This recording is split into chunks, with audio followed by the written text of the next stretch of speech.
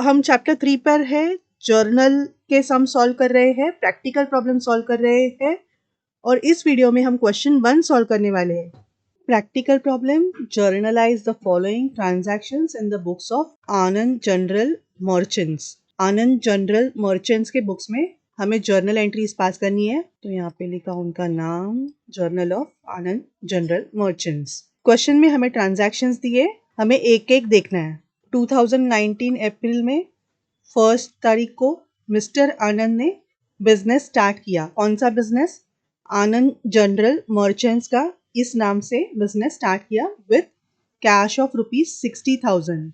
तो आनंद ने बिजनेस में, बिजनेस कौन सा है? आनंद जनरल मर्चेंट, AGM शॉर्ट में। इस बिजनेस में उसने कैश इंट्रोड्यूस किया है 60,000 का।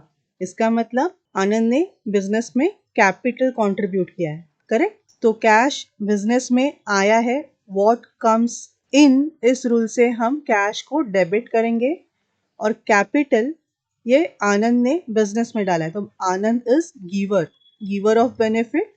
तो इस वजह से हम आनंद के कैपिटल के अकाउंट को क्रेडिट करेंगे। तो एंट्री कैसे पास करेंगे? यहाँ पे 2019 अप्रैल 1, डेबिट किसको करेंगे? कैश को, तो cash account debit to capital account. Amount क्या है? 60,000 being cash introduced in business as capital.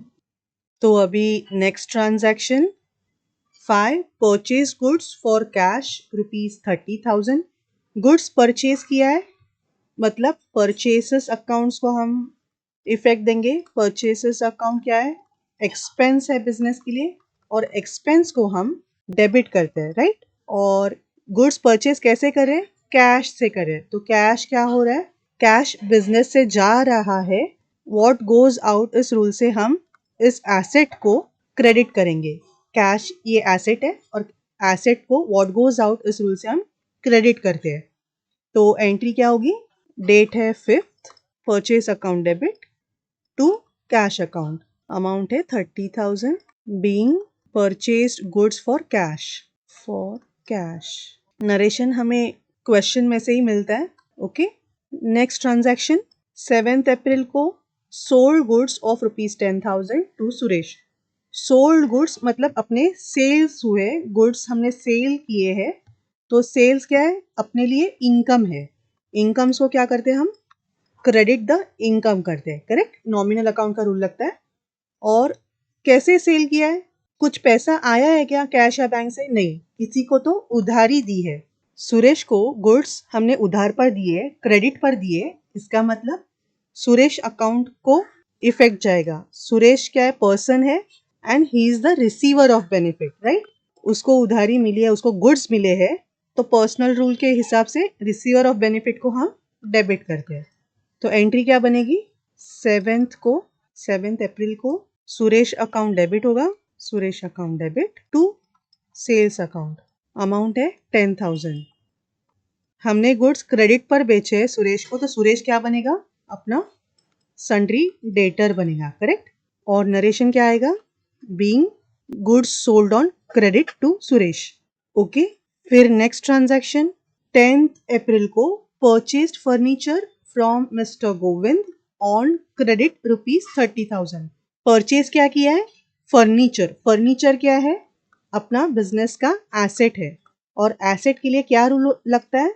Asset business में आ रहा है, व्हाट कम्स इन, इस रूल से हम एसेट को यानी कि फर्नीचर को डेबिट करेंगे, करेक्ट? रियल अकाउंट का रूल लगेगा।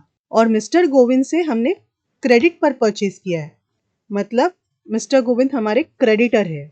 मिस्टर गोविंद ने हमें फर्नीचर दिया क्रेडिट पर, तो वो हमारे क्रेडिटर है। गिवर ऑफ बेनिफिट है, तो हम पर्सनल अकाउंट में गिवर को क्या करते हैं?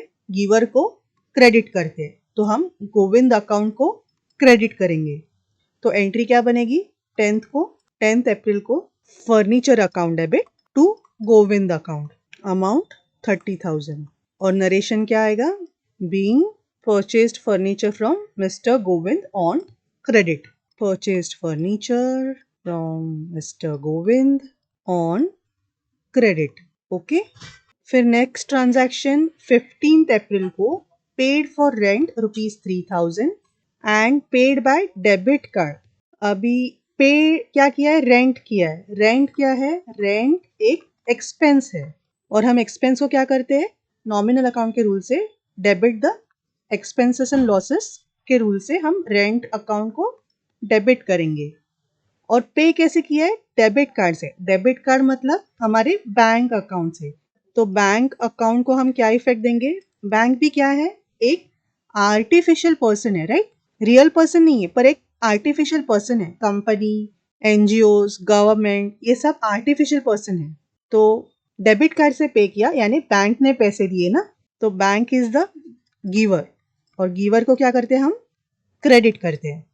तो एंट्री कैसे बनेगी, 15 को रेंट अकाउंट डेबिट, एक्सपेंस को डेबिट करते हैं, टू जो गिवर है उसको क्रेडिट करते हैं, बैंक अकाउंट क्रेडिट। अगर मॉडर्न अप्रोच में जा रहे हो तो बैंक एक एसेट है और एसेट कम हो रहा है, हम बैंक से पेमेंट कर रहे हैं ना, तो एसेट कम हो रहा है तो क्रेडिट करेंगे। दोनों अप्रोच मिक्स मत करना। हमने मॉडर्न अप्रोच का एक सम लिया था, उसमें मैंने ट्रेडिशनल अप्रोच और मॉडर्न अप्रोच में क्या डिफरेंस है वो भी बताया। उसका लिंक मैं ऊपर दे रही हूँ, आप ये वीडियो के बाद वो भी देख लेना अगर कंफ्यूजन है तो rent account debit to bank account, amount is 3000। और नरेशन हमें बीइंग, हमें क्वेश्चन से ही मिलेगा, being rent paid by debit card, rent paid by debit card. Okay, next transaction 21 April को purchase goods from Urmila on credit ₹70,000। Goods purchase किए तो हम परचेज अकाउंट को इफेक्ट देंगे। परचेज क्या है, परचेज ये एक्सपेंस है और एक्सपेंस को हम क्या करते हैं, डेबिट द एक्सपेंस, इस रूल से हम उसको डेबिट करेंगे, नॉमिनल अकाउंट का रूल। और किससे परचेज किया है, उर्मिला से ऑन क्रेडिट। इसका मतलब कोई पर्सन इन्वॉल्व है, किसी से उधारी ली है, उर्मिला ने हमें गुड्स ऑन क्रेडिट दिए हैं, तो she is the giver of benefit, right. और गिवर ऑफ बेनिफिट को हम क्या करते हैं, क्रेडिट करते हैं, तो उर्मिला अकाउंट को हम क्रेडिट करेंगे। तो एंट्री कैसी होगी, 21 अप्रैल को purchase account debit to Urmila account. Urmila हमारे लिए सन्ड्री क्रेडिटर है क्योंकि उससे हमने गुड्स लिए हैं क्रेडिट पर और अमाउंट है 70,000। बीइंग, नरेशन हमें ट्रांजैक्शन में से ही मिलेगा, purchase goods from Urmila on credit, being goods purchased from Urmila on credit. Okay, फिर नेक्स्ट ट्रांजैक्शन 27 अप्रैल को paid for transport ₹1000 to United Transport. अभी यहाँ पे पे कर दिया है, पेएबल नहीं है। अगर पेएबल होता मतलब देना बाकी है ऐसा कुछ होता तो यूनाइटेड ट्रांसपोर्ट का अकाउंट रिलेवेंट होता, फिर उसका अकाउंट बनाना पड़ता क्योंकि उनको रिकॉर्ड रखना है ना, किससे आने बाकी है, किसको देना बाकी है, इसके लिए पर्सन का अकाउंट बनाते हैं। अगर डायरेक्टली पे कर दिया तो हम ट्रांसपोर्ट के लिए ट्रांसपोर्टेशन अकाउंट बनाएंगे। ये ट्रांसपोर्ट एक्सपेंस है, ट्रांसपोर्टेशन का अकाउंट बनाएंगे और ये एक एक्सपेंस है और एक्सपेंस को हम क्या करते हैं, डेबिट करते हैं। और दूसरा क्या, पे किया है ना, कैसे पे किया है, कुछ दिया नहीं है, कैश से पे कर सकते हैं या बैंक से पे कर सकते हैं, लेकिन बैंक के डिटेल्स कुछ दिए नहीं है, तो वी विल अज्यूम कि कैश से पेमेंट किया है।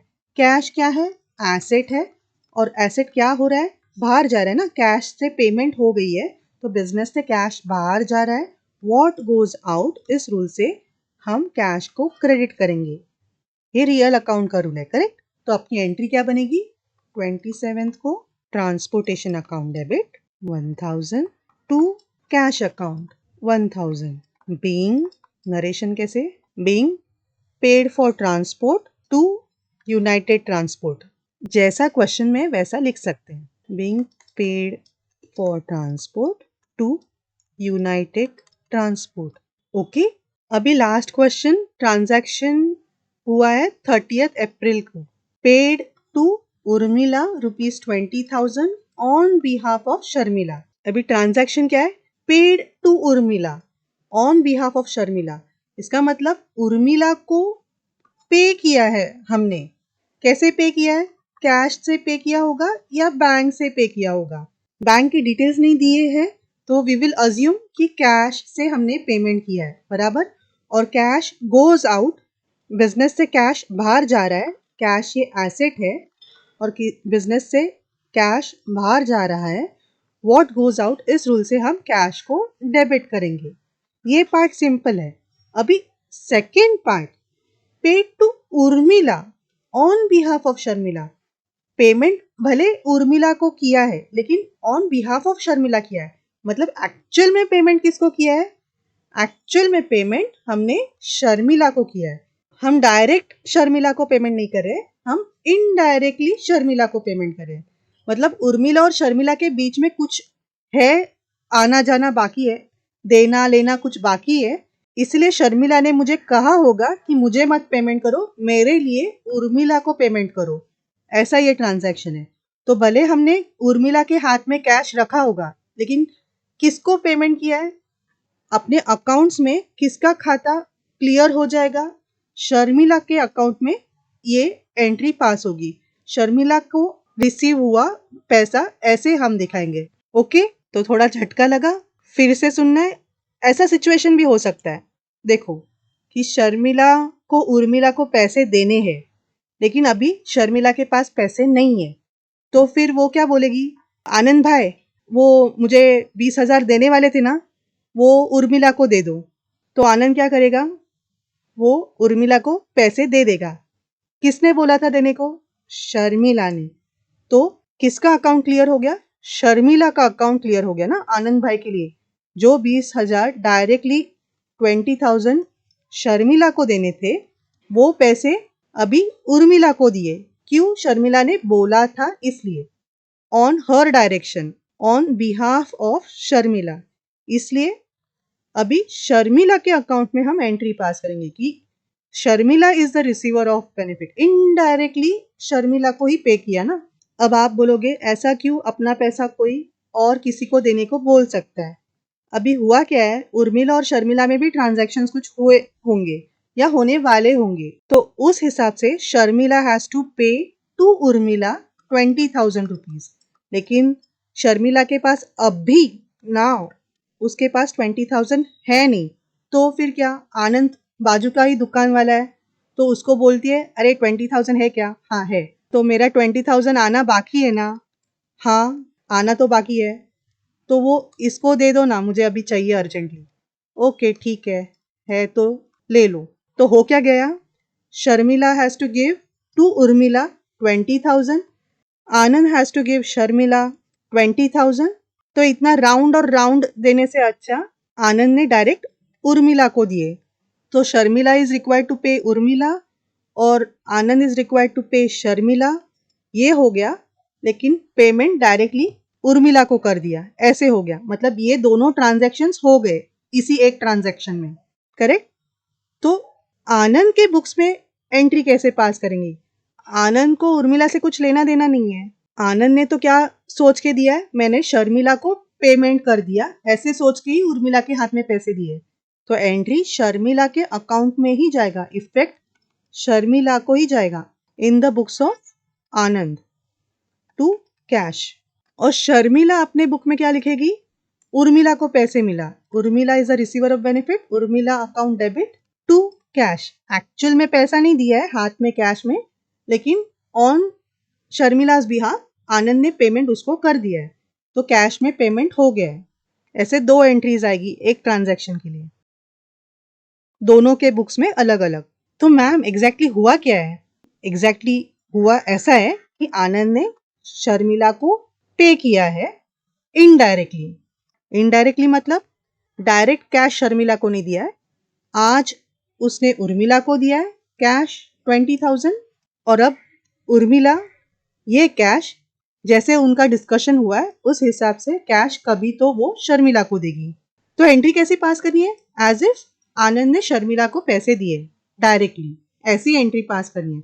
भले इनडायरेक्ट ट्रांजैक्शन हो, बीच में कितने लोग हो, एक सिर्फ उर्मिला नहीं, उर्मिला ने किसी और को दिया, एक्स को दिया, एक्स ने वाई को दिया, ऐसे कर करके शर्मिला के पास आने वाले हो, वो उनका लुकआउट है। शर्मिला जैसे बोलेगी वैसे, क्योंकि पैसा कैसे घूम रहा है? शर्मिला जैसे बोल रही है वैसे घूम रहा है।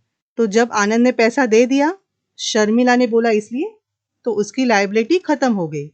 तो Sharmila is the receiver of benefit, इसलिए शर्मिला को हम क्या करेंगे, डेबिट करेंगे as she is receiver of benefit. और हो क्या रहा है, कैश बाहर जा रहा है, कैश ये एसेट है, और एसेट जब बिजनेस से बाहर जाता है, व्हाट गोज आउट, इस रूल से हम कैश को क्रेडिट करेंगे, करेक्ट।